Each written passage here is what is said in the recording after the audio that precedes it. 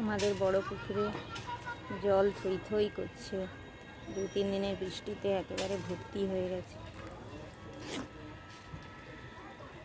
বড় পুকুরের ধারে টক লেবুর গাছটায় কত লেবু হয়েছে। বকটা কেমন উড়ে উড়ে মাছ খাচ্ছে। মাছ ভেসে আছে পুকুরে। এত জল হয়ে গেছে, চানে জল উঠে গেছে। আজকে বৃষ্টি হলে পুরো ডুবে যাবে। এখন রাত্রি 9টা বাজে। আমার শ্বশুরমশাইকে খাওয়াতে এসেছি। শ্বশুরমশাইয়ের বয়স 105 বৎসর। নিজেই খেয়ে নিচ্ছে।